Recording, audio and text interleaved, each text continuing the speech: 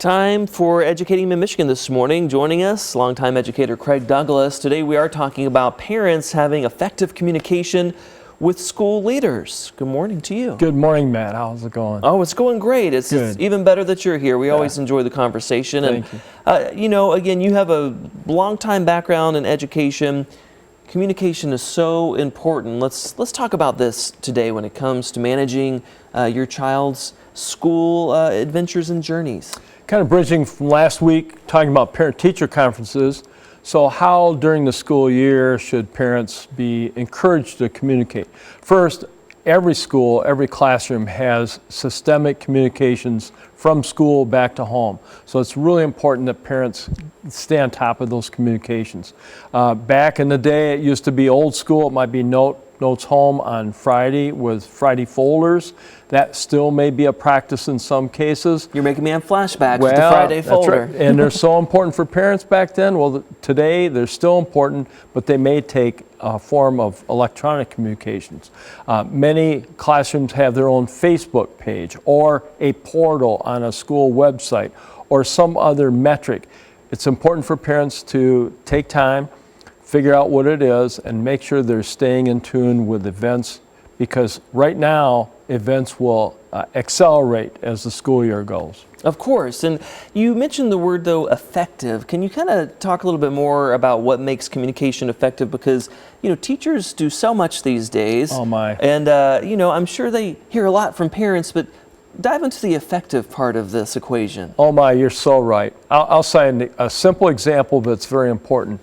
We see in the news a lot of reports about chronic absenteeism. Absenteeism is a problem that's kind of a hangover from the pandemic. So one thing that parents can really do to help the school, and specifically the classroom teacher, is to mediate what the best way to communicate absences are. Is it a note in advance? Is it a note the day after they come back? Is it a phone call the day of the absence? Some schools have dedicated lines for parents to call in with absences. It's important that parents figure out what it is the school wants and then to respond in kind so that the communications are as seamless as possible.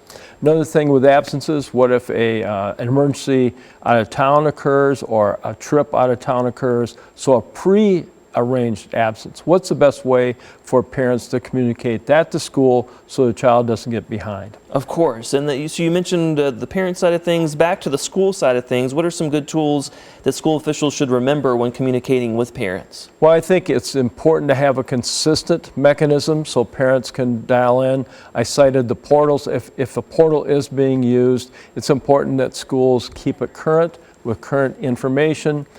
Any changes in school routines, back in the day when I called school for snow days, we adapted an automated system where parents got calls. That still is being used in many schools today. So it's important for schools to stay current and stay fresh with Facebook posts, etc. It's a two-way street. It's a two-way street, and it's ongoing. That's right. Again, we appreciate having you in this morning. If you have any education-related questions you'd like us to ask Mr. Douglas, you can send us an email right there on our the screen there. Good morning at abc12.com. And thank you as always. Thank you, Matt.